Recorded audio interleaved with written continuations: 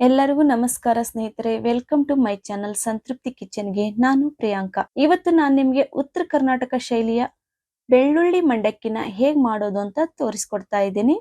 ಹಾಗಾದ್ರೆ ಬನ್ನಿ ತಡ ಮಾಡದೆ ಬೆಳ್ಳುಳ್ಳಿ ಮಂಡಕ್ಕಿಗೆ ಒಗ್ಗರಣೆಯನ್ನ ಹೇಗ್ ಮಾಡೋದು ಅಂತ ನೋಡ್ಕೊಂಬರೋಣ. ಮೊದಲಿಗೆ ನಾನಿಲ್ಲಿ ಒಂದು ಅರ್ಧ ಕಪ್ನಷ್ಟು ಶೇಂಗಾನ ತಗೊಂಡಿದ್ದೀನಿ. ನಂತರ ಅರ್ಧ ಕಪ್ನಷ್ಟು ಹುರಿಗಡ್ಲೆ ಅಂದ್ರೆ ಪುಟಾಣಿನ ತಗೊಂಡಿದ್ದೀನಿ. ನಂತರ 3ರಿಂದ 4 ಬೆಳ್ಳುಳ್ಳಿನ ಬೇಳೆ ಮಾಡಿ ಇಟ್ಕೊಂಡಿದ್ದೀನಿ. ನಂತರ ಅಚ್ಚ ಖಾರದ ಪುಡಿ, ಅರಿಶಿನ ಪುಡಿ, ಜೀರಿಗೆ, ಸಾಸಿವೆ, ಕೊತ್ತಂಬರಿ ಸೊಪ್ಪು, ಕರಿಬೇವು, ನಂತರ ರುಚಿಗೆ ತಕ್ಕಷ್ಟು ಉಪ್ಪನ್ನ ಹಾಕೊಂಡಿದ್ದೀನಿ. ಮೊದಲಿಗೆ ಬೆಳ್ಳುಳ್ಳಿನ ಸ್ವಲ್ಪ ಜಜ್ಕೋಬೇಕು.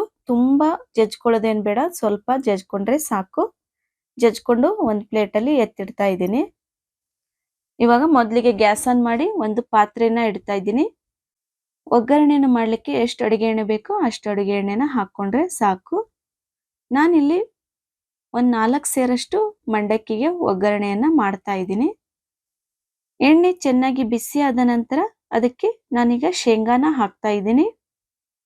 ಶೇಂಗಾನ ಹಾಕಿ ಒಂದು 2 ನಿಮಿಷ ಅದರಲ್ಲೇನೆ ಬೇಯಲು ಬಿಡಬೇಕು. ಶೇಂಗಾ ಬೇಗ ಬೇಯೋದಿಲ್ಲ. ಹಾಗಾಗಿ ಶೇಂಗಾ ಚೆನ್ನಾಗಿ ಬೆಂದ ನಂತರ ಪುಟಾಣಿನ ಹಾಕ್ತಾ ಇದ್ದೀನಿ. ಪುಟಾಣಿ ಸಹ ಒಂದು ನಿಮಿಷ ಬೇಯಿಸಿದ್ರೆ ಸಾಕು.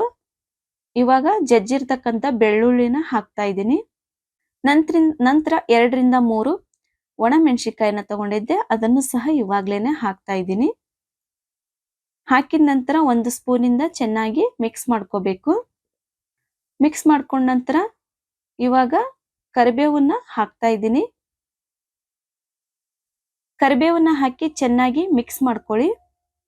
ಚೆನ್ನಾಗಿ ಮಿಕ್ಸ್ ಆದ ನಂತರ ಇವಾಗ ಉಪ್ಪನ್ನ ಹಾಕ್ತಾ ಇದ್ದೀನಿ. ಇದರಲ್ಲಿ ನಾವು ರುಚಿಗೆ ತಕ್ಕಷ್ಟು ಉಪ್ಪನ್ನ ಹಾಕೊಂಡ್ರೆ ಸಾಕು. ಕಡಿಮೆ ಆಗಿದ್ರೆ ನಾವು ಮಂಡಕ್ಕಿನ ಕಲಿಸ್ತೀವಲ್ಲ ಆವಾಗಲೂ ಸಹ ಹಾಕೋಬಹುದು. ಉಪ್ಪನ್ನ ಹಾಕಿದ ನಂತರ ಚೆನ್ನಾಗಿ ಕೈ ಆಡಿಸ್ಬೇಕು. ಉಪ್ಪು ಇಲ್ಲಾಂದ್ರೆ ಗಟ್ಟಿ ಆಗ್ಬಿಡುತ್ತೆ. ಹಾಗಾಗಿ ಉಪ್ಪು ಹಾಕಿ ಚೆನ್ನಾಗಿ ಕೈ ಆಡಿಸಿದ ನಂತರ ಕೊನೆಯಲ್ಲಿ ಅರಿಶಿನ ಪುಡಿನ ಮತ್ತೆ ಅಚ್ಚ ಖಾರದ ಪುಡಿನ ಹಾಕ್ತಾ ಇದ್ದೀನಿ.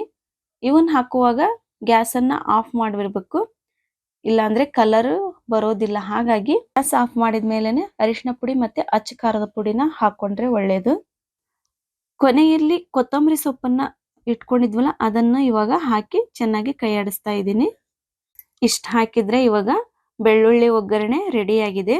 ಬೆಳ್ಳುಳ್ಳಿ ಮಂಡಕ್ಕಿ ಮಾಡುವಾಗ ಸಕ್ಕರೆ ಮಿಶ್ರಣವನ್ನೇ ನಾವು ಬೇರೆಯಾಗಿ ಮಾಡ್ಕೊಳ್ತೀವಿ. ಹಾಗಾಗಿ ಒಂದು ಸಣ್ಣ ಮಿಕ್ಸಿ ಜಾರಿಗೆ ಒಂದು 4ರಿಂದ 5 ಸ್ಪೂನ್ ಸಕ್ಕರೆಯನ್ನ ಹಾಕಿ ಅದಕ್ಕೆ 1-2 ಸ್ಪೂನ್ ಅಷ್ಟು ಜೀರಿಗೆನ ಹಾಕೊಂಡು ನುಣ್ಣಗೆ ಪುಡಿ ಮಾಡ್ಕೋಬೇಕು. ಸಕ್ಕರೆ ಮತ್ತೆ ಜೀರಿಗೆನ ಹಾಕೋದ್ರಿಂದ ಫ್ಲೇವರು ಚೆನ್ನಾಗಿರುತ್ತೆ. ಬೆಳ್ಳುಳ್ಳಿ ಮಂಡಕ್ಕಿಗೆ ಸ್ವಲ್ಪ ಸಿಹಿಯಾಗಿದ್ರೇನೆ ಮಂಡಕ್ಕಿ ತುಂಬಾ ಚೆನ್ನಾಗಿರುತ್ತೆ. ಹಾಗಾಗಿ ಸಕ್ಕರೆ ಮಿಶ್ರಣವನ್ನೇ ಬೆಳ್ಳುಳ್ಳಿ ಮಂಡಕ್ಕಿಗೆ ನಾವು ಬೇರೆಯಾಗಿ ಮಾಡ್ಕೊಳ್ತೀವಿ.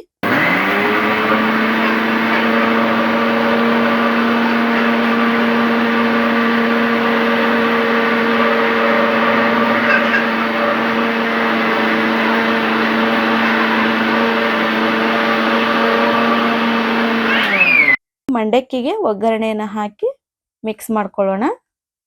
ಇವಾಗ ನಾನು ಒಂದು ಪುಟ್ಟಿಯಲ್ಲಿ ಒಂದು 4 ಸೇರಾಗಷ್ಟು ಮಂಡಕ್ಕಿನ ಹಾಕೊಂಡು ಇಟ್ಕೊಂಡಿದ್ದೀನಿ.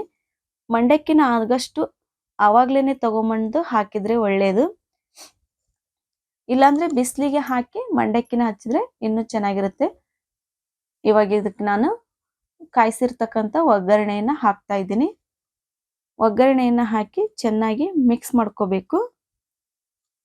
ಎಲ್ಲ ಮಂಡಕ್ಕಿಗೂ ಒಗ್ಗರಣೆ ಸರಿಯಾಗಿ ಹಿಡ್ಕೋಬೇಕು. ಅಲ್ಲಿವರೆಗೂ ಒಗ್ಗರಣೆಯನ್ನ ಹಾಕಿ ಚೆನ್ನಾಗಿ ಮಿಕ್ಸ್ ಮಾಡ್ಕೊಳ್ಳಿ.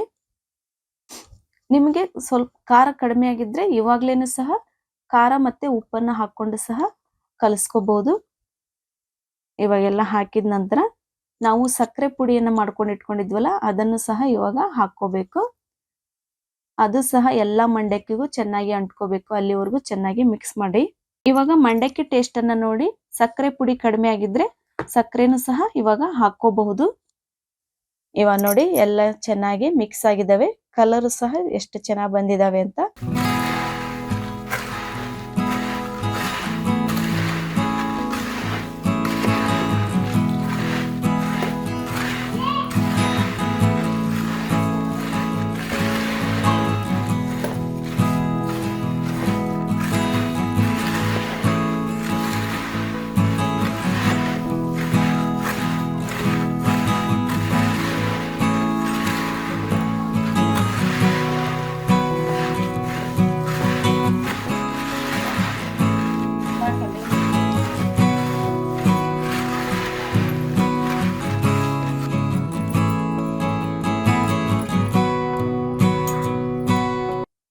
ಇವಾಗ ಬೆಳ್ಳುಳ್ಳಿ ಮಂಡಕ್ಕಿ ರೆಡಿ ಆಗಿದಾವೆ.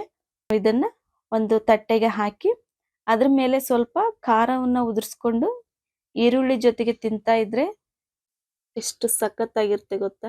ಸಂಜೆ ಟೀ ಟೈಮ್ಗಂತೂ ಬೆಳ್ಳುಳ್ಳಿ ಮಂಡಕ್ಕಿ ಇನ್ನೂ ಟೇಸ್ಟಿ ಆಗಿರ್ತವೆ.